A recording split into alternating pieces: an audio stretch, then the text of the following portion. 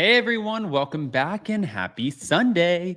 Okay, so it looks like this fight over Pump Restaurant has continued, and now Lisa and Ken have new demands. Not only that, but we know that Katie Maloney's been getting her groove back as she should. She is newly divorced. She is a single woman and she can do whatever she wants. Well, Tom Schwartz can too, and it looks like he has a hookup on Winter House. So, we're going to get into all of it, all of the good, the juice, the tea. And I just got some really exciting news today, and I can't wait to share it with you guys. I'm not going to try to just tease you, but it is really exciting news. Let's just get into this first, and I'll ask Jason how we're going to present the other news. Let's get right into it. It's time for all your binge-worthy pop culture news. Welcome to Up and Adam. Okay, you guys. So we're obviously going to start with the Lisa and Ken of it all because RadarOnline.com is giving us an update. Lisa Vanderpump's husband, Ken Todd, has scoffed at the lawsuit brought by the former landlord for the couple's Pump restaurant and denied that he owes a dime in unpaid rent. Oh, this is going to be a fight, I am telling you guys. According to court documents obtained by RadarOnline.com, Todd and his company, Pump LLC, responded to the lawsuit brought by 8949 Santa Monica Partners for breach of contract and fraud. 8948, I guess, owned and leased to Todd the location where Pump operated. The property was leased by Pump LLC in 2013. Todd, Ken, originally agreed to pay $32,500 per month in rent, and the amount was increased to $42,500 in 2020, but Pump closed down on July 5th of 2023. The landlord claimed that Todd breached the lease by failing to pay rent and other charges totaling $250,000. Further, 8948 argued that Todd had failed to transfer the liquor license for the location after the lease was terminated. This is a big deal because if you guys don't know, and I kind of tried to explain it before, but the liquor license is massive. You need the liquor license, okay? If they're trying to rent out Pump Restaurant and they don't have the liquor license transferred, that takes out a lot of potential renters because whoever else is coming in there, there's the bar in the front, the bar in the back. There are two bars.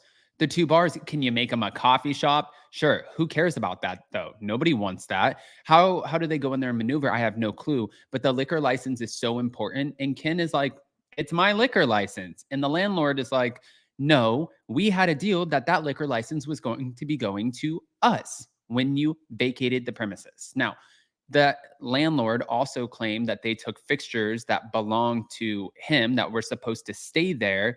And Ken and Lisa, their stance is, we put in these beautiful olive trees. We didn't take those with us. We took some chandeliers and a couple other little things. We're allowed to take whatever we want. We put those in there.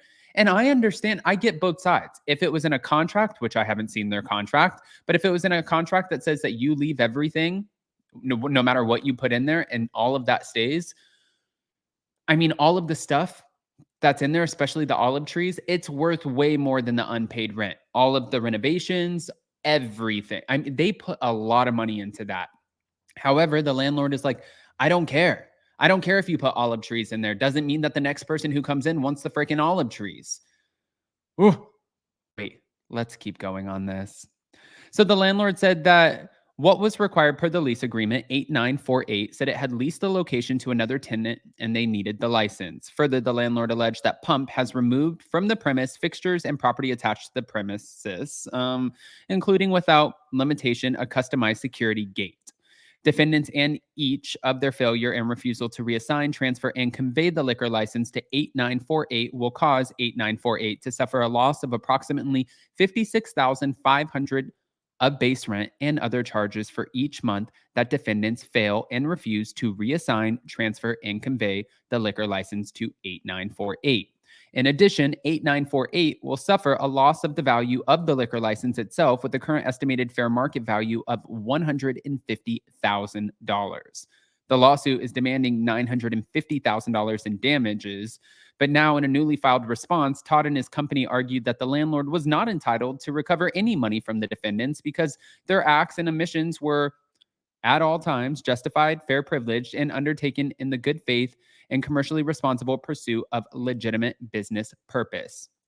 Further, Ken said that the landlord's own negligence and other wrongful conduct contributed to any injury that it now suffers. Wow. Now he's demanding the entire lawsuit be dismissed. And after the lawsuit was filed, Ken told RadarOnline.com, when we took over the place known as Pump 10 years ago, it was an empty car park. There were no trees. We installed beautiful olive trees and they belonged to us. We did not take the trees. They are still there.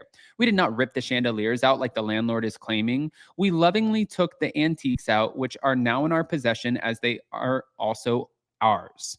You don't normally find antique chandeliers hanging in a car park. The liquor license we have traded under for the last 10 years also belongs to us, and we're happy to sell it to them at fair market value.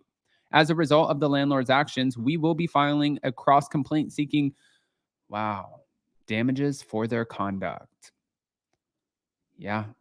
This is going to be a battle, I'm telling you guys. And it was back in May that that's when she announced the restaurant was closing after 10 years, saying, it's with heavy hearts that we announced that the lease at Pump restaurant is expiring and we will be closing our doors on July 5th after 10 years of beautiful evenings under our olive trees. While we have loved our time operating Pump, to take another 10-year lease on with a huge increase in rent by the landlords is not something we are ready to commit to. After successfully running 37 plus establishments for many years, this type of rent is untenable. And she has casino money now. Let's not joke around. They do not need to have, honestly, if Sir disappears, Pump disappears, Tom disappears, it really doesn't matter. They have Vegas money. Vegas money is the best money because they get to come in, they get to decorate, they get to do their thing. There's a couple of nibbles on the menu, but the cocktails are expensive. People come in, they want a photo, they hope to see Lisa Vanderpump. They spend the money and then they want to move on because you're inside of a casino and you want to keep it moving. Most of the time, it's probably women dragging their husbands in, because I've seen this. I've worked at Sir and Tom, and their husbands are like, oh, she really wanted to come here. And the wives are just like, oh my God, is Lisa here? Is she real? Do you work for her? Do you know her? Have you met her? And that's how it goes. So yeah, it's genius. It's freaking genius. But you know what else we didn't see coming? Or maybe you did? This little situation right here. Apparently, Tom Schwartz hooked up with Below Deck Meds Katie Floody. I guess this was on Winter House. Yeah. Bravo House Rules is the one on Instagram who said it first, and calling it now, one of these newbie girls will fall for the Schwartz dumb shtick and will hook up with him.